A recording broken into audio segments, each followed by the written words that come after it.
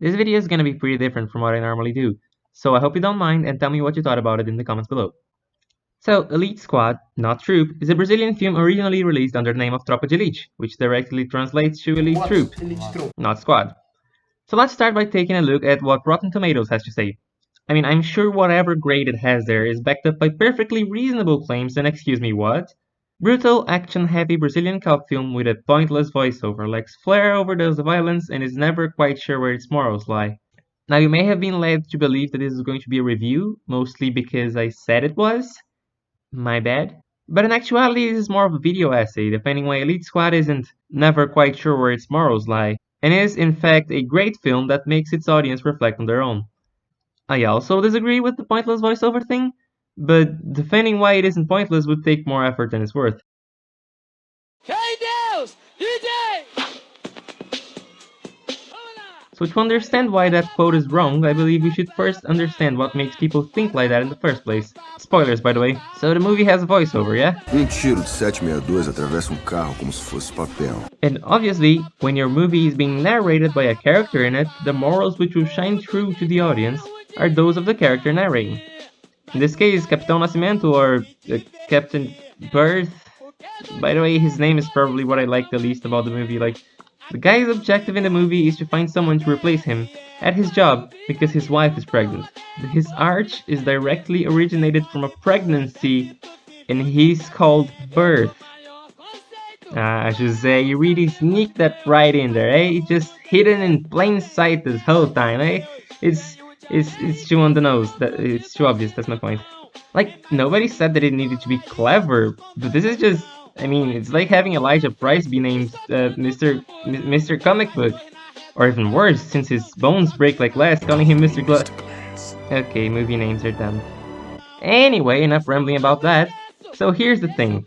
Since the movie is narrated by Captain Nascimento, it is to be expected that the movie's morals and ideals coincide with his own, which does happen at some moments, but not throughout the whole thing. In fact, there are moments when the movie seemingly contradicts itself in what is right and wrong. In the beginning of the movie, the audience agrees with Captain Nascimento. Most of the police are corrupt, the drug dealers have control over many large communities in Rio de Janeiro, and because of that, illegal drugs run rampant and many people suffer for it. Therefore, we need the elite squad to go up there and deal with these drug lords because nobody else can. Sounds pretty straightforward, right? The elite squad is good, the corrupt police officers and the drug lords are bad. Except when we actually see the elite squad in action, they torture people, they kill without remorse, and worst of all, by the end of the movie, they do so for revenge, not even to follow orders. So there comes a point in the movie when you as an audience member have to ask yourself, wait, are those really the guys the movie is offending? And then you realize that no, they aren't. Because the movie shows how much better life in the slums is without police interference, and how, as long as you follow the rules set up by the drug lords, you get to live without having much trouble there. Even if the audience doesn't agree with the inhabitants of those places who defend that police interference is always bad, you can easily sympathize with them. And then the same goes for the corrupt policemen. Of course corruption is bad, but by seeing how frustrating trying to be honest is when you can't get things to actually work, the audience can sympathize with the cops who didn't have quite the willpower to endure the price of honesty. So, Neto. Bear with me. Neto is an honest and innocent cop who has very explicitly never tortured anyone, has never succumbed to corruption, and has gone as far as to risk his own life to save a colleague, even though that colleague was corrupt. In fact, Neto is likely the closest in this movie we see to someone truly good, with his only real bad aspect being the fact that he's a bit trigger-happy. So if the audience at any moment starts thinking that the drug lords and their allies are actually the good guys, that they are the guys who the audience should cheer for, then the scene where they murder Neto will likely do the job of reminding the audience why the police are fighting these guys to begin with. And since we see the corrupt cops providing the guns used to kill people like Neto, the audience is reminded that the corrupt cops aren't the good guys either. So when the movie does stuff that would seem counterintuitive, it's actually telling the audience to be careful about picking a side, that all sides have positives and negatives.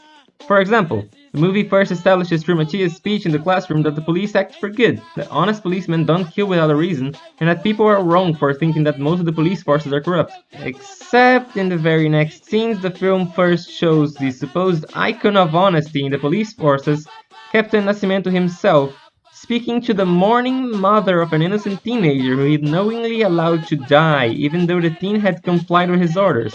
And after that, shows an example of the average policeman trying to fix a car, except most people there are more interested in stealing the car parts budget money for themselves instead of actually using it to fix the vehicles. As such, it seems stupid to first have that whole speech about police honesty and righteousness and treat it as correct, if you're then immediately going to disprove most points Matthias made in the first place. That's only one of many instances where the audience can be left scratching their heads, asking themselves, wait, so is the police good or is it not? Expecting an answer from the movie, expecting to come out of the theater thinking either, yeah, the police are the best, I'm gonna sign up to be a cop first thing tomorrow, or oh god, the police are awful, we'd be better off living in a land without law. And I think you're starting to see the problem here. The problem behind these people who think the movie just can't make up its mind, damn it, isn't so much what the movie is, as it is what people expected it to be. If you go in expecting a Brazilian shooty bang bang film where you can vibrate for every bad guy who gets mercilessly obliterated by the elite squad of the Brazilian police, well, you're not getting that. This film is way more interested in putting focus on how blurry the line between right and wrong is, and how blindly defending one side of a war will always lead you to morally perverse actions. You defend the elite squad, you defend torture and murderous revenge. You defend the drug lords, you defend drugging kids and killing honest police officers. You defend the corrupt police officers, you defend giving weapons to criminals and stealing tax money. So when the audience realizes what the movie is actually saying, when they stop blaming the movie for having inconsistent morals and realize that in reality the world isn't that simple, and that the situation doesn't really have a right side to fight for, then the movie does a good job at making you feel desolate. You feel like no matter who wins, it will feel like a loss. And so it does, as the movie closes with a... E finalizo o rap detonando de granada. Para pa pa pa pa pa pa pa pa pa. Valeu!